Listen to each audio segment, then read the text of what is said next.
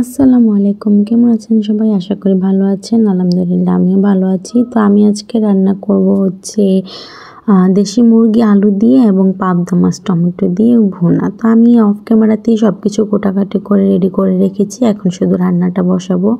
তো আমি এখানে আগে মাছটা ভেজে নেব, তাই ফ্রাই প্যানটা বসিয়েছি আর মুরগিটা বসাই দিব। তো চলেন এর ফাঁকে আমি একটা কথা শেয়ার করি আপনাদের সাথে। আচ্ছা, দুনিয়াতে এমন অনেক মেয়ে আছে যারা বিয়ের পরে শুধু হাজব্যান্ডের সাথে থাকে, সংসার করে, ভরণ পোষণ দেয়, খাওয়া দাওয়া করে, এটুকুই। আচ্ছা, সংসার কি শুধু এইটুকুর মধ্যে সীমাবদ্ধ?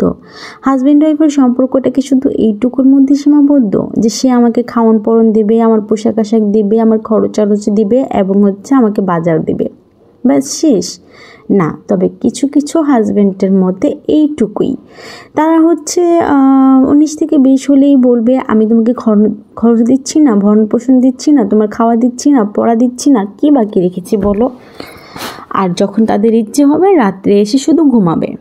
এইটুকুই কিন্তু হাজব্যান্ড ওয়াইফের সম্পর্ক না।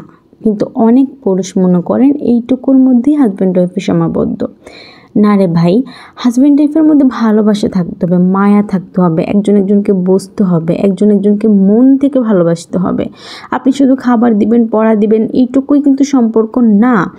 যদি এইটুকু সম্পর্ক হতো তাহলে এই যে মেয়েটাকে 20 বছর, 21 বছর, 18 বছর তার বাবা মা পারলো, তারা কি মেয়েটাকে খাবার দেয়নি? তারা কি মেয়েটাকে ভরণ পোষণ দেয়নি? না খাইয়ে রেখেছে? নতুন নতুন জামা কাপড় দেয়নি? জামা কাপড় না পরিয়ে রেখেছে? নিশ্চয়ই না। তারা কিন্তু মেয়েটাকে তাদের সাধ্য অনুযায়ী মেয়েটার সব শখ আহ্লাদ পূরণ করেছে, তাই না? তাহলে মানুষ মেয়েকে বিয়ে দেয় কেন? হাজব্যান্ডের সাথে ভালো একটা সম্পর্কর জন্য, দুজন দুজনকে বুঝবে, দুজনের মধ্যে মিল মহব্বত থাকবে, দুজনের মধ্যে যেই শখগুলো আছে, আহ্লাদগুলো আছে, এগুলো পূরণ করবে, তাই তো, তাই না? কিন্তু কিছু হাজব্যান্ড আছে দেখবেন স্ত্রীকে নিয়ে কোথাও ঘুরতে যেতে চায় না, স্ত্রীকে নিয়ে তারা ভালো একটা মুহূর্ত কাটাতে চায় না, স্ত্রীর সাথে ভালো আচরণ করে না, স্ত্রীর সাথে তার কেমন যেন, তাই না? তাদের আচরণটা জানি কেমন। আর এগুলো নিয়েই কিন্তু সংসারে অশান্তি হয়। আমার জানা মতে কোনো মেয়ের সংসারই ভাত কাপড়ের জন্য ভাঙেনি, কোনো মেয়ের সংসারই ভাত কাপড়ের জন্য অশান্তি হয়নি। অশান্তি হয়েছে শুধুমাত্র ভালো আচরণ, সম্মান এবং সময়ের কারণে। যে সমস্ত হাজব্যান্ডরা তাদের ওয়াইফকে সময় দেন না, তাদের ওয়াইফকে ভালোবাসেন না এবং তারা আপনাদের কাছে কিছু চাইলে, বিশেষ করে কিছু কি সময়টাই আর কি, সময়টা চাইলে আপনারা তাদের সাথে যা তা ব্যবহার করেন, দুর্ব্যবহার করেন এবং কি তাদেরকে ভরণ পোষণের খোঁটা দেন, আপনারা কি আসলেই পুরুষ? আমার মনে হয় না। তো অনেক পুরুষই আছে বাংলাদেশে এরকম, এবং অনেক নারী আছে এই ধরনের অত্যাচার, মানসিক অত্যাচার যে শুধু শারীরিকভাবে অত্যাচার করলে অত্যাচার হয় তাই না। মারলে একটা দুটো চড় থাপ্পড় দিলে বা একদিন দুদিন মারলে সেই মায়ের ব্যথাটা তো ওষুধ খেলে চলে যায়, কিন্তু মানসিক অত্যাচারটা হচ্ছে সবচেয়ে বড় অত্যাচার। আপনি যে দিনের পর দিন আপনার ওয়াইফকে মানসিক অত্যাচার করে যাচ্ছেন, তার মনটা বুঝতেছেন না, তার শখ আহ্লাদগুলো পূরণ করতেছেন না, তার সাথে যা তা ব্যবহার করতেছেন, সে কি চায়, আসলে সে কি চাচ্ছে সেটা আপনার কোনো পাত্তাই দিচ্ছেন না। দিনের পর দিন তাকে নানান রকম মানসিক অত্যাচার করে যাচ্ছেন। এই অত্যাচারটাই হচ্ছে সবচেয়ে বড় অত্যাচার।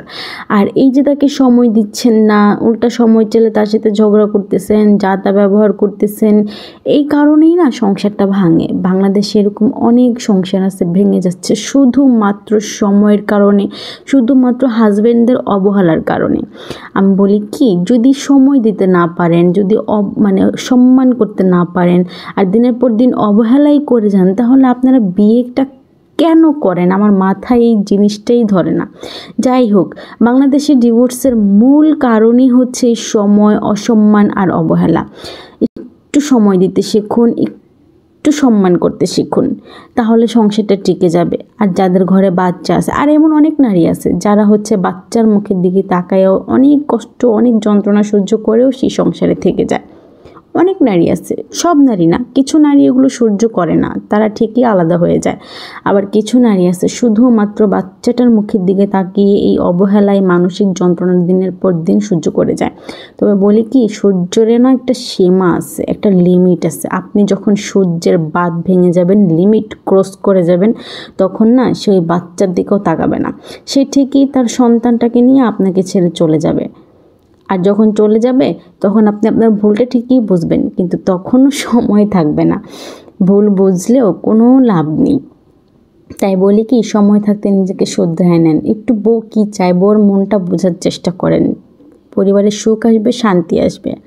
তো যাই হোক, কথা বলতে বলতে আমার এখানে রান্নাটা কমপ্লিট। আমি পাবদা মাছ টমেটো দিয়ে ভুনা করেছি। আর যেহেতু শীতের দিন এসেছে, ধনিয়া পাতা তো দিতেই হবে, ধনিয়া পাতার স্বাদটাই অন্যরকম। আর ভাতটা আমি সবার লাস্টে বসিয়েছি, কারণ আমাদের ভাত হতে বেশি সময় লাগে না, তাই তরকারির পরেই আমরা সবসময় ভাতটা বসাই।